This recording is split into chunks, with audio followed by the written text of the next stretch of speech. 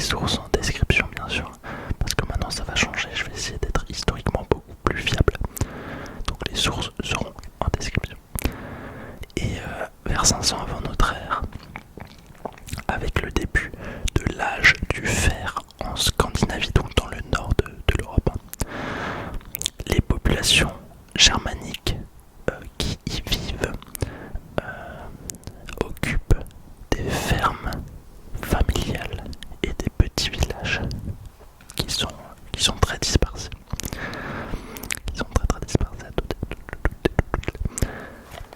Et leur vie est organisée autour d'une économie très agricole et qui mélange aussi pêche et élevage. Pêche et élevage. Je crois que le gain du micro est un peu trop fort. Non, même pas, c'est rien.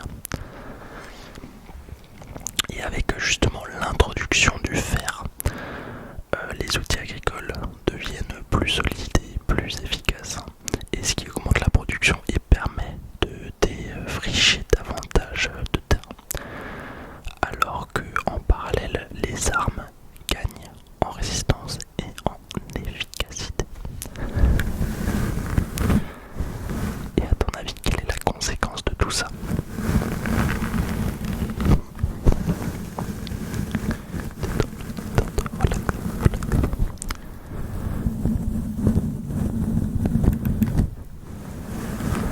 Et bien la conséquence de tout ça, c'est que on a une augmentation progressive de la population. Voilà, donc la population augmente. Et entre l'an 0 et 400 avant notre ère, la Scandinavie entre dans ce que les archéologues appellent l'âge du fer romain.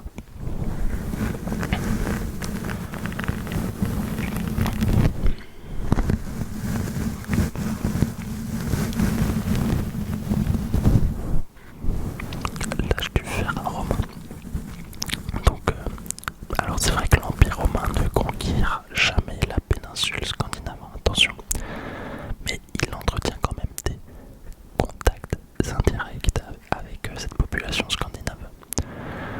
Et à travers les réseaux commerciaux germaniques situés plus au sud, notamment dans les régions qui correspondent aujourd'hui au Danemark et au nord de l'Allemagne, donc les régions qui sont un peu plus au sud de la Scandinavie. Les Scandinaves exportent principalement des matières premières qui sont très recherchées, comme l'ambre et la Baltique, qui sont très prisés dans le monde romain, très prisés. Attendez, bougez pas. Là.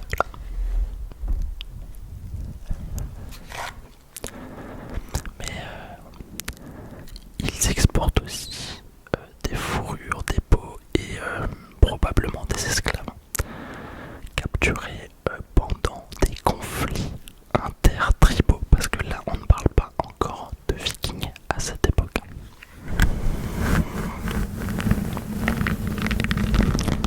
Je vais t'expliquer comment le terme viking apparaît.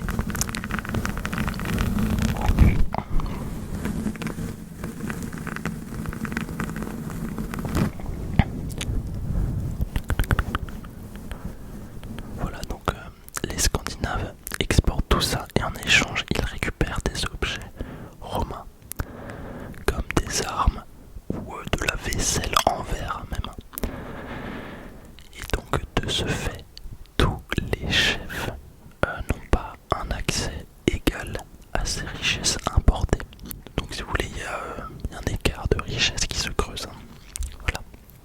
Avec ces flux commerciaux.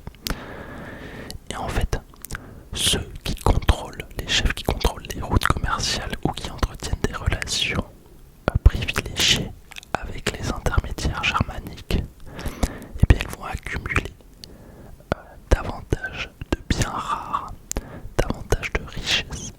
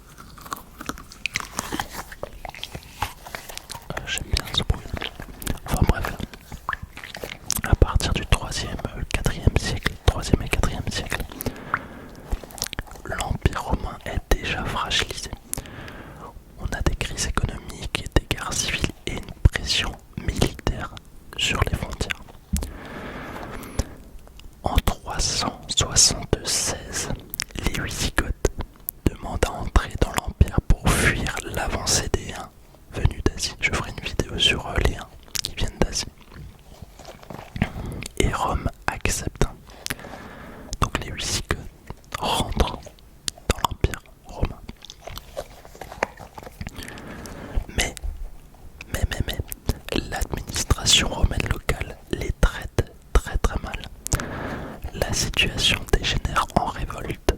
En 378, l'empereur Valens affronte les Wisigoths.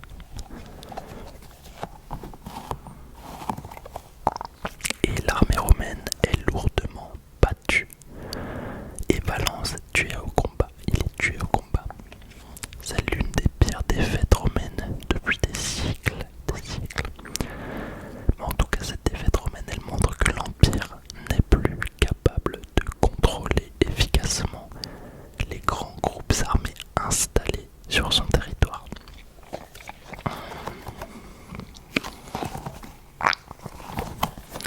Et à partir de là, les migrations s'intensifient et deviennent incontrôlables pour Rome. Des peuples germaniques s'installent progressivement à l'intérieur de l'Empire. On a donc les Wisigoths, on a les Vandales, on a les Bourgondes et même des Francs. Et certains s'installent comme alliés, entre parenthèses fédérés, d'autres s'installent tout simplement par la force.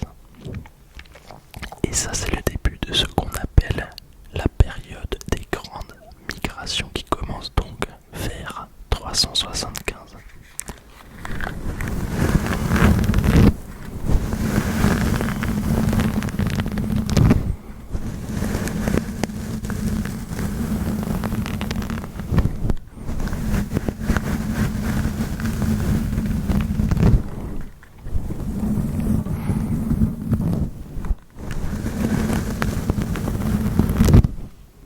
Quand l'Empire romain d'Occident disparaît, l'Europe occidentale cesse d'être un espace unifié et fortement défendu par une armée impériale professionnelle.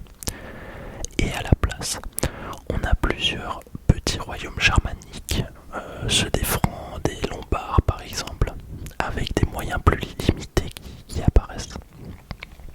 On a des frontières qui sont beaucoup moins stables et des systèmes militaires qui reposent davantage sur des fidélités locales que sur une armée permanente massive comme c'était le cas de celle de Rome.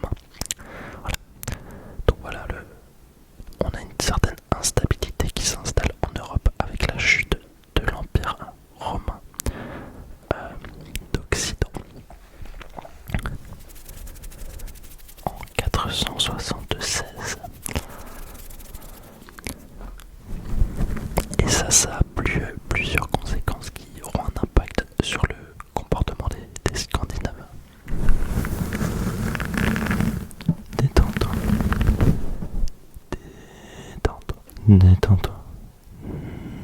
Détends-toi. Détends-toi.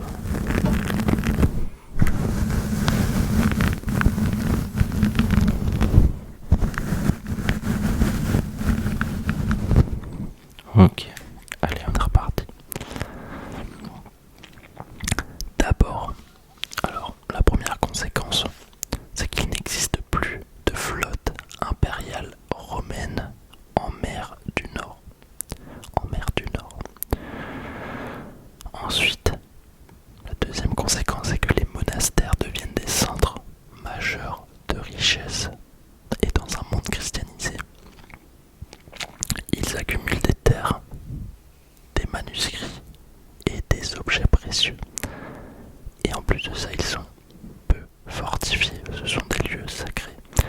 Et enfin, on a la fragmentation politique qui signifie qu'aucun pouvoir unique ne peut coordonner une défense rapide à grande échelle. Donc voilà. Et c'est avec la maturation de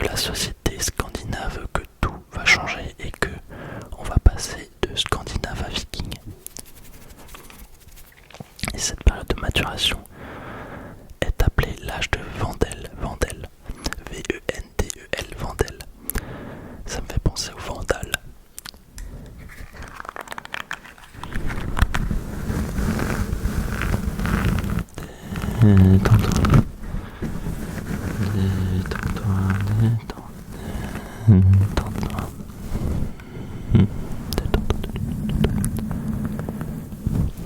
Et l'âge de Vandel commence vers 540. Et donc ça marque vraiment une étape décisive entre le monde germanique ancien et l'époque des Vikings, hein, c'est ça qu'il faut retenir. En fait, durant cette période, le pouvoir se structure davantage. Les chefs ne sont plus seulement des guerriers influents, ils contrôlent maintenant des territoires, ils organisent la perception de tribus. Donc les tribus, ce sont des genres de taxes par le bétail, par des produits agricoles ou même des objets précieux par exemple. Et ce sont des chefs qui s'entourent de compagnons d'armes qui leur sont très fidèles. Et cette relation de loyauté personnelle entre un chef et sa troupe devient vraiment centrale. Elle repose sur l'échange, sur un échange de protection et prestige contre fidélité et service militaire. Et parallèlement, on a aussi bien évidemment la maîtrise maritime qui progresse considérablement. On a des techniques de construction navale qui sont perfectionnées. Les bateaux deviennent plus robustes, plus rapides. Ils sont même capables de naviguer en mer comme sur un fleuve.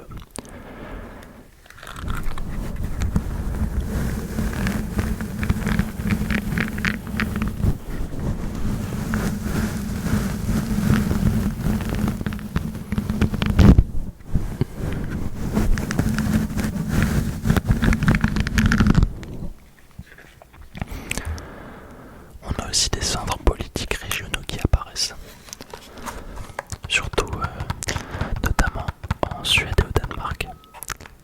Ah, je suis désolé, il y a des travaux dans ma rue, je suis obligé de tourner là, ça fait trop longtemps que j'ai pas tourné. J'espère que ça vous dérange pas. Voilà. Donc voilà des petits des centres politiques régionaux qui apparaissent en Suède et au Danemark durant l'âge de Vandel. Et leur autorité, alors ce ne sont pas encore des royaumes, attention, ce ne sont pas encore des royaumes unifiés comme ceux du Moyen-Âge central, mais on voit apparaître des entités un peu plus vastes que de simples chefferies locales, hein, c'est ça qu'il faut retenir. Avant c'était beaucoup de petites chefferies locales, et là c'est en train de changer avec l'âge de Vandel. À mesure que le pouvoir des chefs se renforce, durant l'âge de Vandel, leur autorité ne repose plus seulement sur le prestige personnel, hein, mais sur une organisation plus structurée du territoire. Donc c'est ça qu'il faut retenir. Le pouvoir se structure.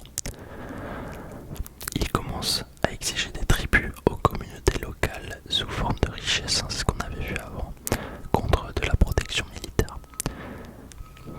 Et du coup, les hommes libres capables de combattre doivent répondre à l'appel du chef en cas de conflit, tu vois.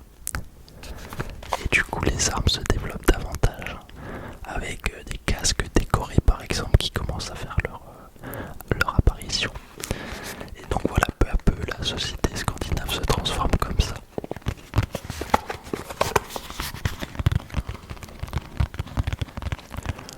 Je vais encore faire du brushing après, t'inquiète.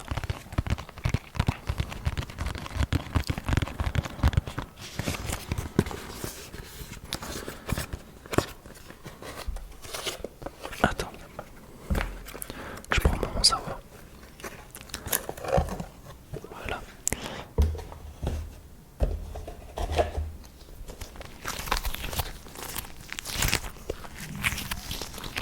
Celui-là, je sais que tu le kiffes.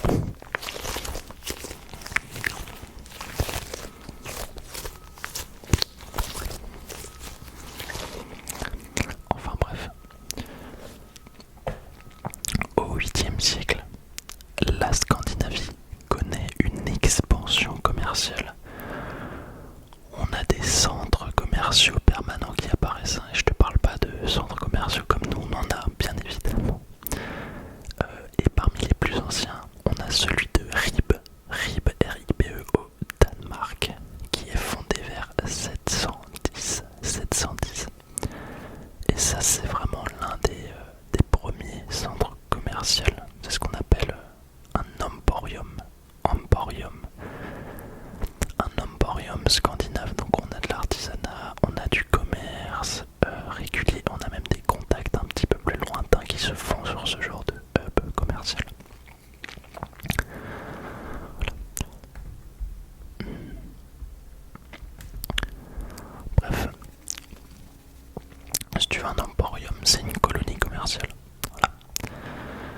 aussi celui de Birka en Suède, qui est fondé vers 750 et qui devient aussi un centre majeur du commerce en mer Baltique.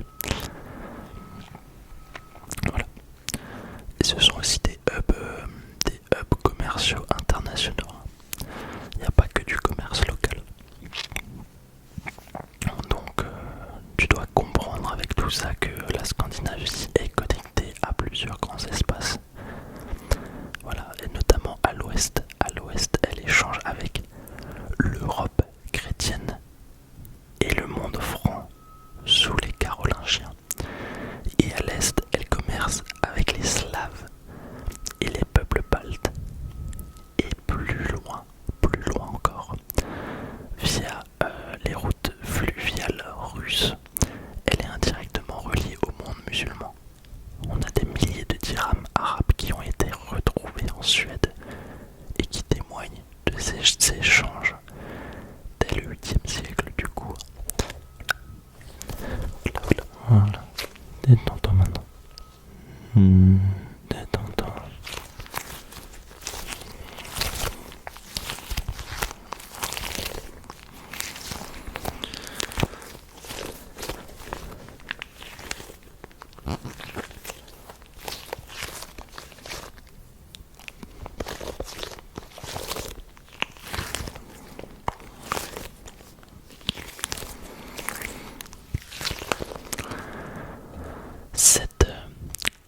Cette circulation massive d'argent transforme encore plus la société. Les élites comprennent que ces richesses peuvent être augmentées non seulement par le contrôle des tribus internes, les taxes internes, mais aussi par l'accès aux routes commerciales internationales. En fait, ce qu'il faut comprendre, c'est que ce commerce, il crée un genre de déclic chez les Scandinaves, parce qu'en fait, il révèle l'ampleur des richesses disponibles au-delà de la Scandinavie. C'est comme si toi t'as économisé toute ta life, tu vas chez quelqu'un et il te vend une voiture de luxe. Ben voilà, tu sais qu'il est riche, tu vois. Tu vas chez lui, tu vois toutes les voitures de luxe qu'il te propose, tu sais qu'il est riche. Et donc tu te dis, mais pourquoi pas aller le voler? C'est un petit peu comme ça que ça s'est passé. Bon, c'est une analogie un peu fallacieuse,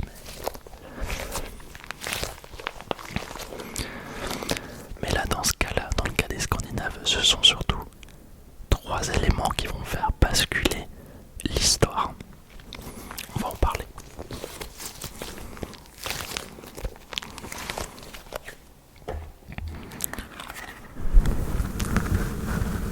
D'abord, le premier élément, c'est que la population, elle augmente progressivement au cours du 7e et du 8e siècle.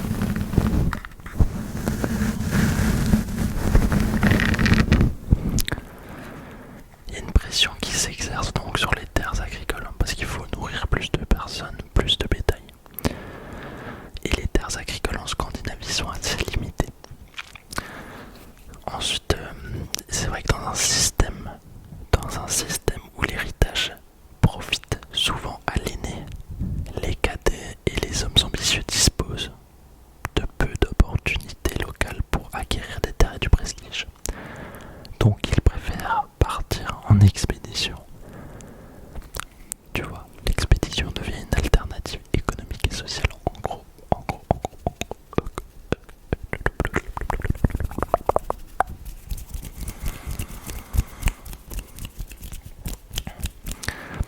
Dans le même temps, le pouvoir se concentre entre les mains de chefs capables de mobiliser des hommes et des ressources sur un territoire plus large qu'avant.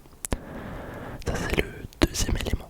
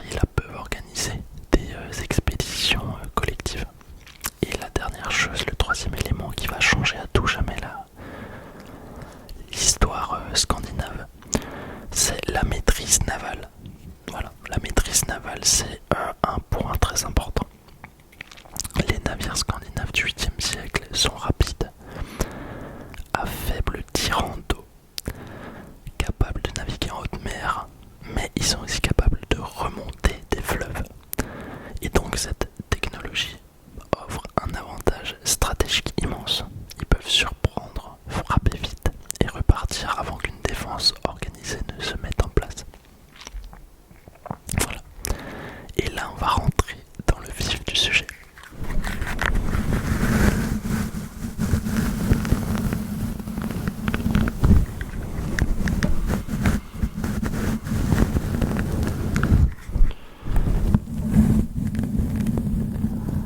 Détends-toi, détends-toi, détends-toi, détends-toi, détends-toi.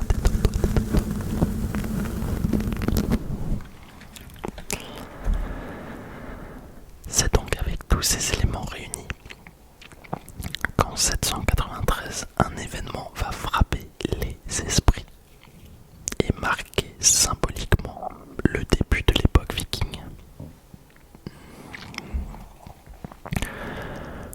Le 8 juin 793, des guerriers venus de Scandinavie attaquent le monastère de Lindisfarne, situé sur une île au large de la Northumbrie, dans le nord de l'Angleterre, la Northumbrie. Et le lieu n'est bien sûr pas choisi au hasard, il concentre énormément de richesses, il est prestigieux, il est faiblement défendu, donc c'est la cible idéale. Les chroniqueurs chrétiens décrivent l'attaque comme un choc brutal. Pillage, on a des destructions, on a des captifs qui sont emmenés, qui sont faits esclaves. Et pour les royaumes anglo-saxons, habitués aux rivalités internes, mais qui sont très peu préparés à des assauts venus de la mer, mais l'événement il est traumatisant. En fait, il frappe un peu l'imaginaire européen, tu vois, parce qu'il touche un centre religieux majeur. Et c'est vrai qu'il est probable que ce ne soit pas le tout premier raid scandinave, mais on va dire que c'est le premier qui ait laissé une trace écrite marquante dans les sources occidentales. Et contrairement d'ailleurs à certaines croyances qui associent le raid à Ragnar Lodbrok, on n'a aucune preuve historique qu'il ait participé à l'attaque de 793. En fait, on n'est même pas sûr qu'il ait vraiment existé ce Ragnar Lodbrok. Voilà. Enfin bref, c'est à partir de cet événement que les hommes du Nord cessent d'être de simples Scandinaves aux yeux des chroniqueurs européens. En fait, leurs expéditions maritimes ne sont plus perçues comme des incursions isolées, mais comme un phénomène nouveau et qui plus est inquiétant, très inquiétant. Alors à partir de là, on commence à parler de vikings, parce que le mot en vieux norrois viking désigne un homme qui part en expédition maritime et qui est souvent armé. Voilà. Donc là c'est le début des vikings. Le début des vikings.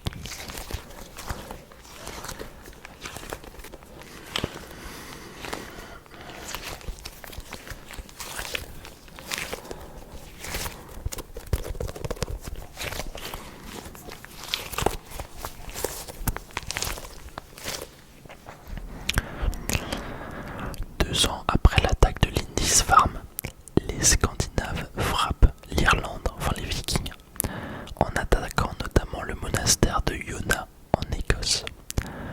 Et jusqu'en 820, les Vikings vont multiplier les attaques rapides, ils font du hit and run en gros. Mais quelques années après leur raid,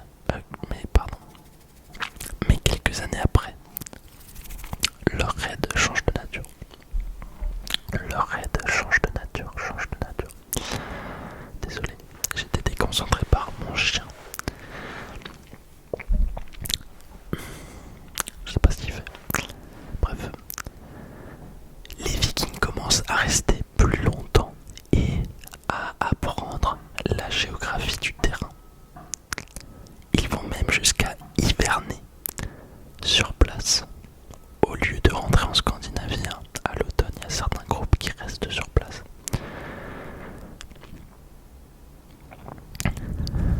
et ce qu'on appelle alors les langues fortes. Les langues fortes vont alors émerger.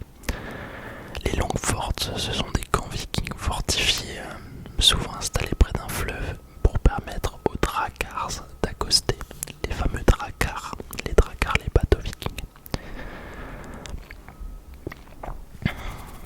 Donc là on passe du simple raid à l'implantation temporaire.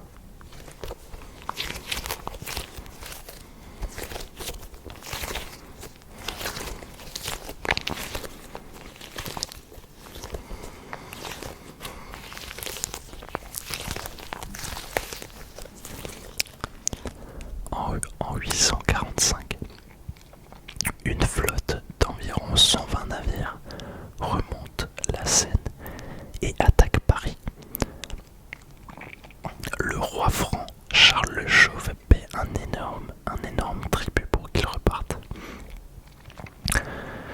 Et là encore, on a tendance à associer Ragnar Lodbrok à ce raid, mais bon, voilà, on n'a pas de preuves. Alors, pour info, la série Viking, sur les personnages, elle est plutôt... Sur Ragnar Lodbrok, en tout cas, elle est fausse. Après, il y a des choses qui sont vraies, il y a des éléments historiques qui sont vrais. Voilà. Bref, les Vikings comprennent rapidement qu'il est parfois plus rentable d'être payé que de piller. Ils développent donc une version plus rentable des raids, plus pragmatique. Ils attaquent des villes importantes ou symboliques pour montrer leur puissance de destruction. Et après, par l'intimidation, ils obtiennent des redevances. Voilà. Et donc les raids vont se multiplier, notamment en Écosse, en Irlande, dans l'estuaire de la Seine, etc.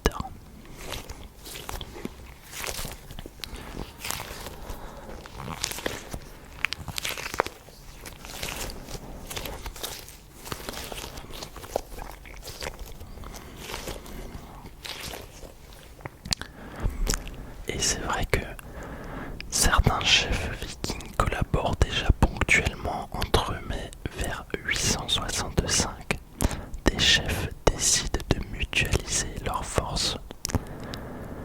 Donc on a une coalition de jarls et de chefs militaires qui voient le jour. Les estimations modernes parlent de quelques milliers d'hommes quand même. Et donc cette grande coalition qui se forme, c'est le résultat de 30 ans d'évolution militaire. Et en 865, cette coalition débarque en Angleterre. Elle est dirigée par des chefs scandinaves dont Ivar le Désossé, Halfdan Ragnarsson et Upa Ragnarsson. Voilà, là encore, les sagas les relient à Ragnar Lodbrok, mais historiquement, le lien, il est incertain. Voilà. Donc attention. Enfin bref. En 866, les Vikings s'emparent de la ville de York, qui fait donc partie du royaume de Northumbrie. Et la ville devient un centre viking majeur appelé Jorvik.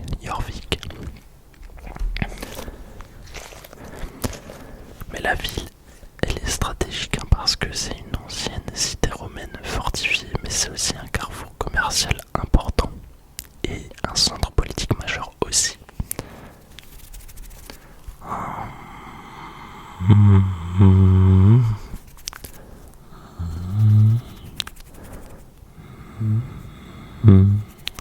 Là, détends-toi.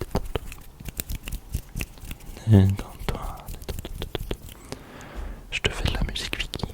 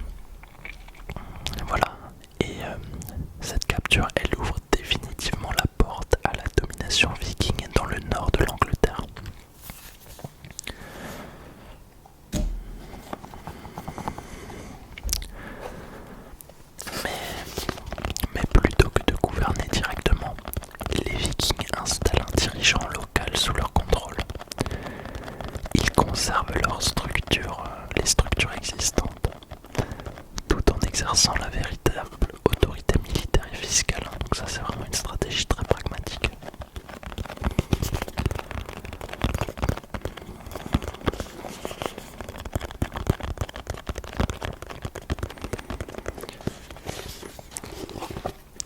Après avoir sécurisé le nord, la Grande Armée poursuit sa campagne vers le sud. En 868 et 869, elle exerce une pression sur la Mercie, puis sur l'Est Anglie. En 869, le roi Edmond d'Est Anglie est capturé et exécuté. Son royaume est alors annexé et des colons scandinaves commencent à s'y installer.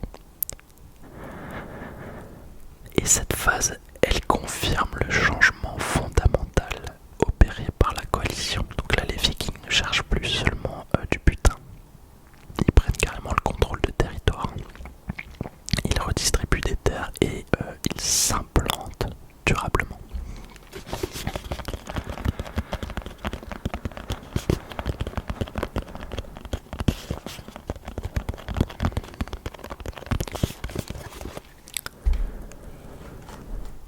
Dans les années suivantes, la campagne continue jusqu'à affronter le royaume du Wessex, dirigé par Alfred le Grand.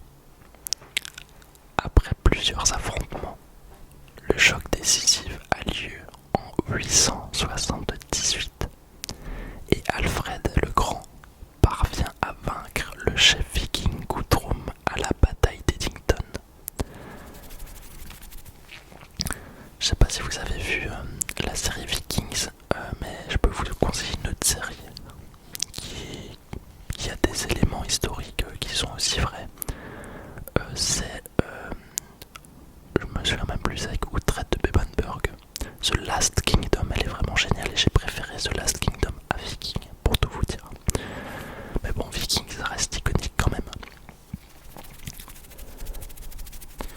Mais vraiment, c'est génial. Et c'est vrai que dans ces séries-là, on se rend compte que les rois anglais essayaient de s'unir. Parce que voilà, en gros, l'union fait la force dans ces cas-là. Mais ils n'y arrivaient pas.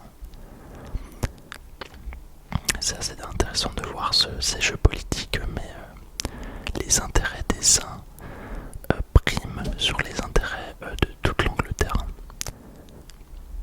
Dans ces séries-là, c'est marrant de voir comment ça marche tout ça.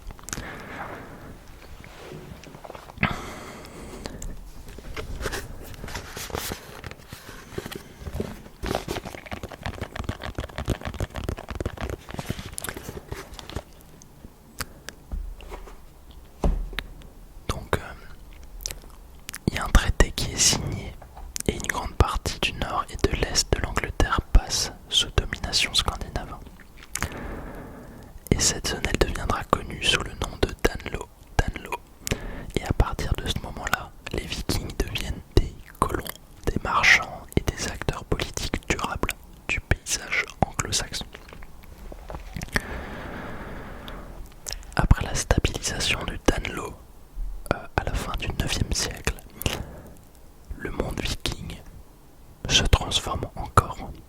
En Angleterre, les Scandinaves installés dans le nord et dans l'est ne sont plus seulement des guerriers. Ils deviennent agriculteurs, marchands, artisans et des villes comme York prospèrent. Les échanges s'intensifient. On a donc une culture anglo-scandinave qui va naître.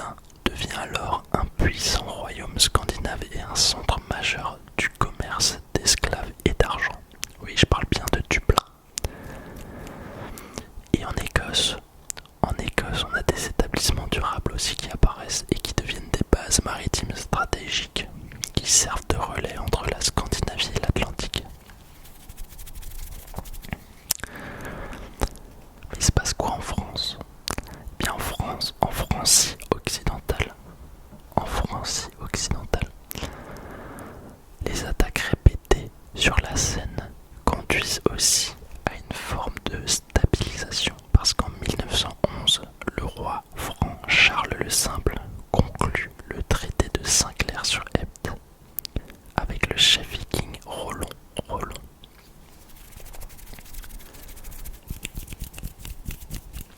En échange de sa conversion et de sa loyauté, Rollon reçoit un territoire qui deviendra la Normandie. Et ça, il me semble que dans la série Viking, il y a justement des éléments historiques qui sont vrais, mais je crois pas qu'il s'appelle Rollon, il s'appelle Rollo, c'est le frère de Ragnar, il me semble. Je suis plus sûr de ce que la série montre, ça fait longtemps que je l'ai regardé.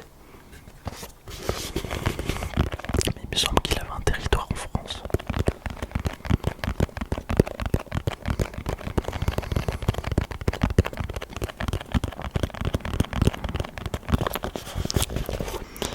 Selon les textes islandais médiévaux, un navigateur nommé Rafnafloki Vilgersson aurait volontairement navigué vers l'Islande au IXe siècle. Il aurait utilisé des corbeaux pour repérer la terre et serait à l'origine du nom Islande. Mais il faut prendre ça avec prudence parce que ces récits sont rédigés au XIIe et XIIIe siècle, soit plusieurs siècles après les faits. Donc là, faut vraiment rester prudent, ok. En tout cas, la colonisation permanente de l'Islande est confirmée par l'archéologie et elle débute vers 870-874 avec des colons majoritairement venus de Norvège occidentale. Et les sources islandaises expliquent ce départ par la centralisation du pouvoir en Norvège et notamment par celle du roi Harald à la belle chevelure. Mais les historiens considèrent aujourd'hui que la colonisation résulte probablement de plusieurs facteurs combinés. Recherche de nouvelles terres agricoles, expansion maritime maîtrisée, opportunités économiques offertes par une île quasiment inhabitée. Donc tu t'imagines reprendre de zéro et tout. Voilà, beaucoup ont été attirés par ça.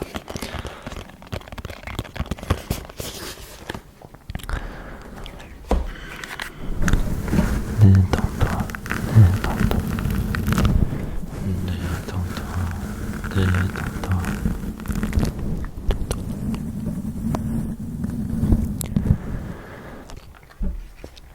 Dans la continuité de la colonisation islandaise, une nouvelle étape s'ouvre à la fin du Xe siècle avec l'expansion vers le Groenland. Cette entreprise, elle est liée à un personnage historiquement attesté dans les sources islandaises. Il s'agit de Éric le Rouge. Selon les récits médiévaux, Éric le Rouge est banni d'Islande vers 982 à la suite de conflits violents. Il navigue alors vers une terre déjà aperçue plus tôt par des marins islandais.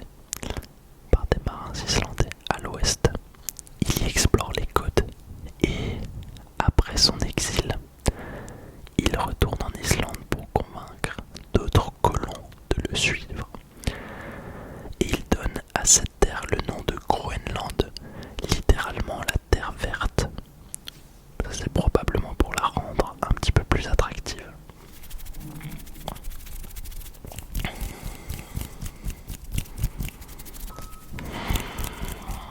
À partir du Groenland, l'exploration se poursuit encore plus à l'ouest. Et selon les sagas islandaises, le fils d'Éric le Rouge, qui s'appelle Leif Erikson, atteint une nouvelle terre vers l'an 1000 appelée le Vinland. Il y a un animé qui est sorti qui s'appelle Vinland Saga, qui est exceptionnel. Je vous le conseille vraiment d'aller le voir. Il fait partie de mon top 5 des meilleurs animés. Voilà. Sur ce sujet qui est historiquement en plus assez vrai. Et en tout cas, ces textes ils décrivent une région plus tempérée où poussent des vignes et des baies sauvages. Et pendant longtemps, ces récits ont été considérés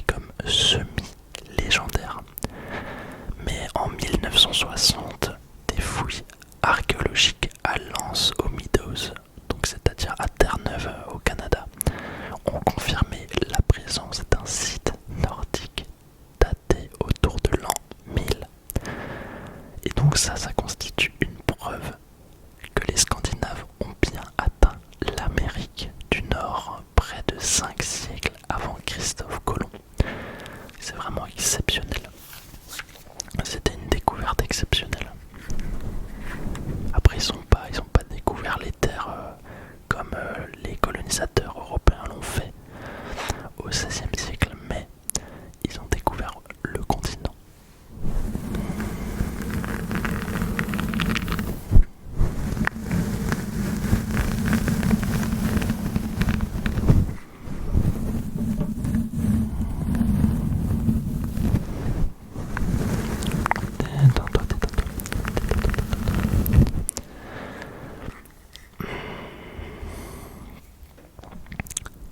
Parallèlement aux expéditions vers l'ouest, une autre dynamique se développe dès le IXe siècle.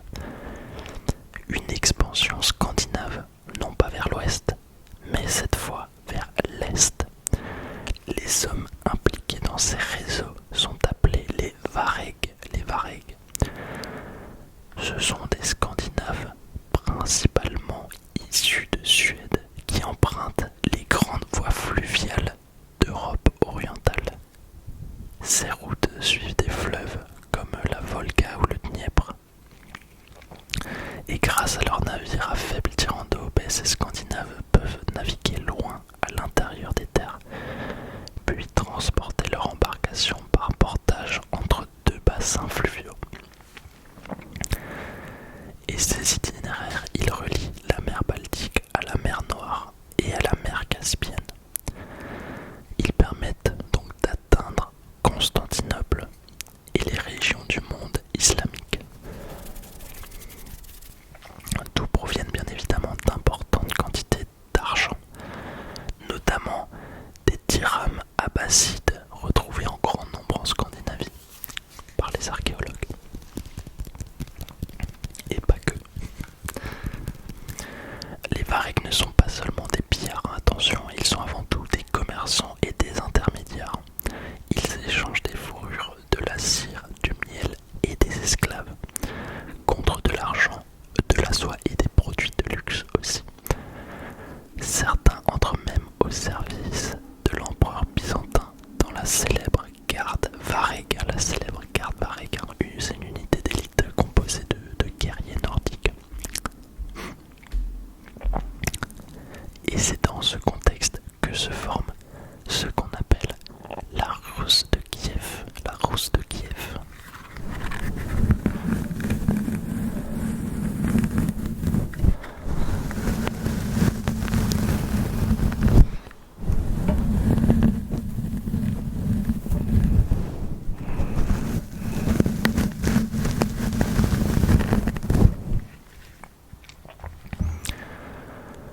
Selon la chronique des temps passés, qui est une source slave du XIIe siècle, un chef vareg nommé Rurik aurait été invité vers 862 à gouverner Novgorod.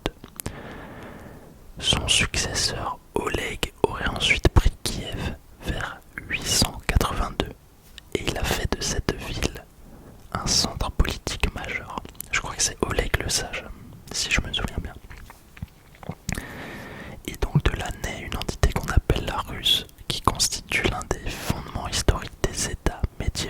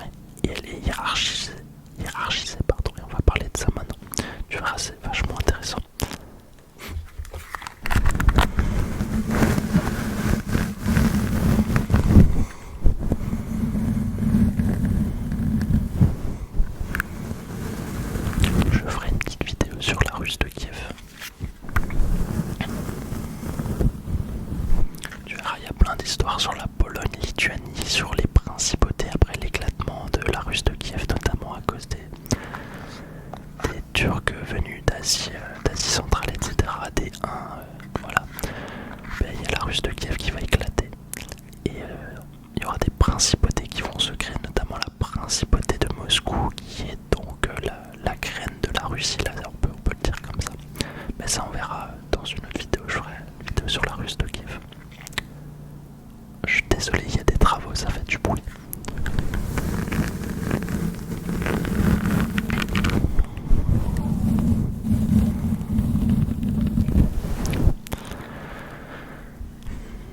Voilà, cette société organisée ne repose pas seulement sur des lois et des assemblées. Elle est aussi marquée par une vision religieuse du monde. C'est vrai qu'on n'a pas parlé de la religion.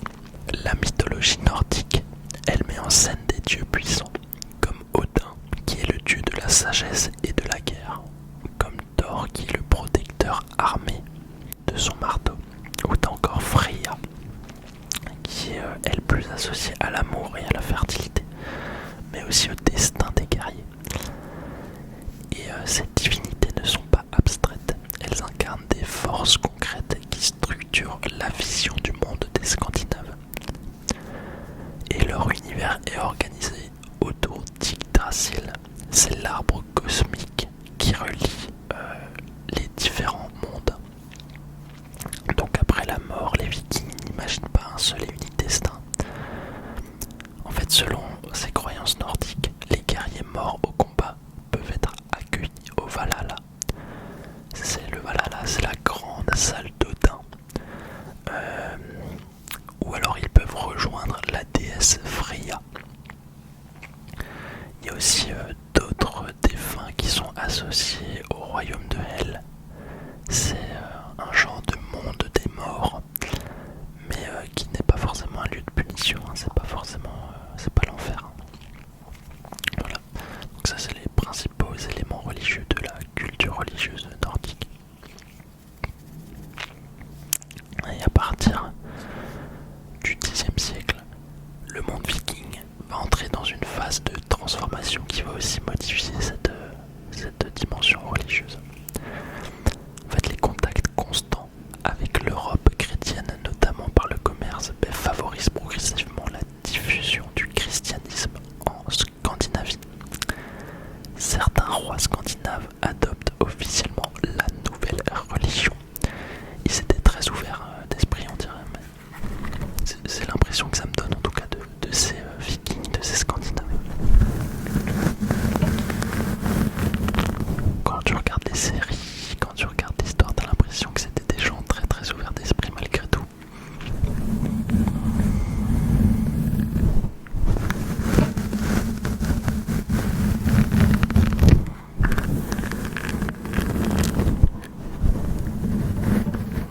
Enfin, prêt à accepter le changement en tout cas. Oh là là, il faut un vacarme, je suis vraiment désolé. Bref. Alors il faut savoir que la conversion ne se fait pas du jour au lendemain, elle est très progressive bien évidemment. Elle est parfois même imposée par le pouvoir royal. Et parfois elle est acceptée pour des raisons politiques et diplomatiques, mais peu à peu les anciens cultes nordiques reculent. Et en parallèle, la centralisation politique s'accélère. Les chefs locaux perdent progressivement leur autonomie au profit d'une monarchie plus structurée. Dans les royaumes de Norvège, du Danemark et le royaume de Suède qui se consolident entre le Xe et le XIe siècle. Mais la date symbolique retenue pour la fin de l'ère viking, c'est 1066. Cette année-là, le roi norvégien Harald Hardrada tente d'envahir l'Angleterre en 1066. Mais il est vaincu et tué dans la bataille de Stamford Bridge face au roi anglo-saxon Harold Godwinson. Et cet échec, il marque la fin des grandes expéditions scandinaves vers l'ouest. Alors les sociétés